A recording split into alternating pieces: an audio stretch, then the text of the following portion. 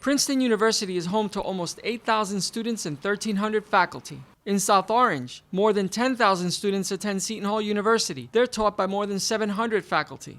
Then there's Rutgers, New Brunswick, with about 50,000 students and 6,800 full-time and part-time faculty. Thousands of support staff also help to keep the schools running. When these institutions shut down and students went home because of the COVID-19 pandemic, local businesses in these college towns immediately felt the pain. The Hansel and Griddle on Easton Avenue in New Brunswick, home of the Hansel Colada smoothie, has been in business for 15 years. It's gotten a little better than when it first started. When COVID first came out, it really killed the business. We're still very slow, but at least as you can see, there are some people walking around again. The Cosmo Blue Salon in Princeton has been providing world-renowned Ivy League elite with smart coiffures for 17 years. We service, because we're right across the street from the university, I'd say maybe 30% of our clientele is based from the university. Students, grad students, and faculty.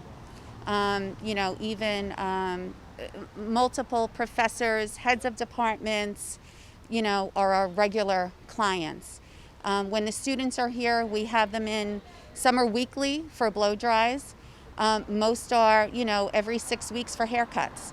If there's events, we are servicing them for those events, for the formals, for the parties, for the, sorority parties. And for 35 years, Village Pizzeria on South Orange Avenue has been working and rolling out the dough for its hungry Seton Hall customers. When the whole town and the state shut down, we were slow for a little bit. But we were open. We were open the whole time. We never shut down. Business owners say they've had to make adjustments. We had to let go a lot of our employees. A lot of our employees honestly just left anyway because they were college students.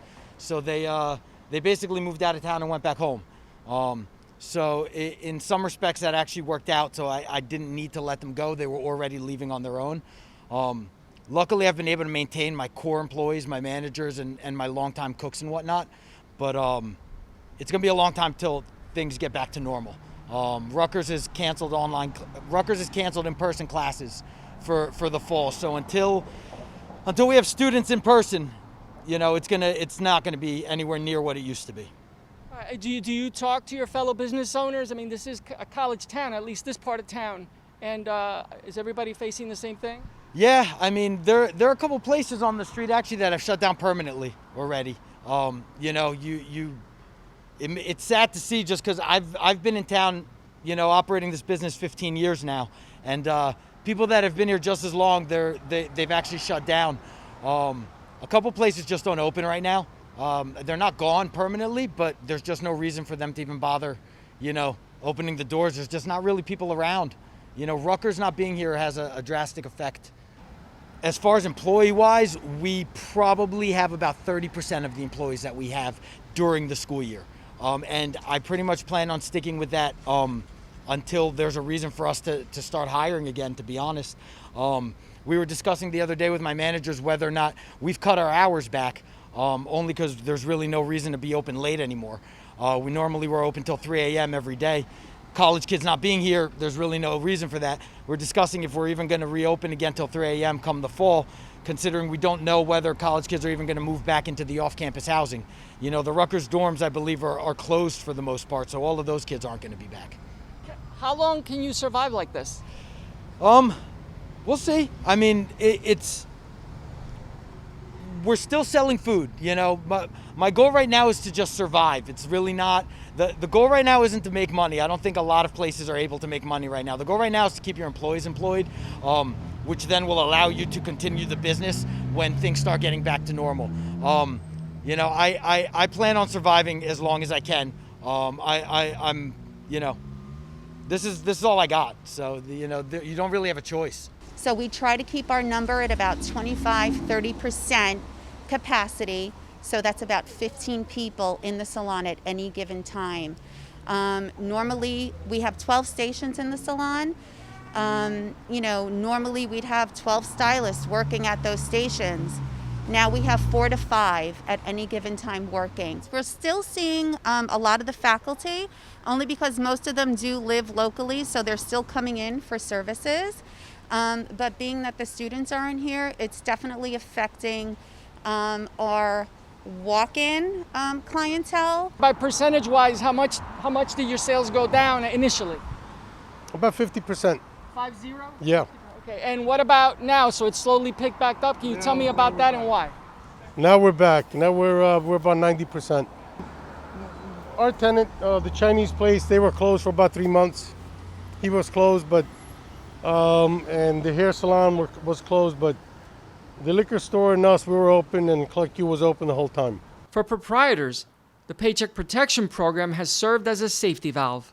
Is that why you've been able to stay in business? Yes, that's exactly why. It was able to help us fund our payroll, so we were able to get all of our employees back on payroll, which was good for them, for everybody, and it allowed us to purchase all the necessary PPE equipment that we needed to reopen. The sanitization machines, the plexiglass dividers that we have up at the front and at the shampoo stations, all the Barbicide that we had to purchase. All of our stylists went through Barbicide certifications, so new training for proper sanitization. What does that mean, Barbicide? Barbicide is a specific sanitizing solution specifically for our industry. The premise of PPP is that you hire back the amount of employees that you had, which in my case, I have no need for anywhere near that many employees again. So in reality, it's really just a loan, which I don't particularly want to take on, especially in these times. It's if it wasn't tied to your employees, it would help. But there's really nothing I could do right now. I don't need that many employees. I couldn't get that many employees right now if I wanted to. There's no college kids here to employ. But you still have all your expenses, right? Property taxes, water. I mean, is your overhead is still what it always is? Overhead is still the same, which we've been able to apply some of the PPP to that. Really the only expenses that change is the payroll costs and the food costs if you're buying less food and you're employing less employees. But everything else, your insurance, your rent, gas and electric, the oven still costs the same to stay on all day as they used to.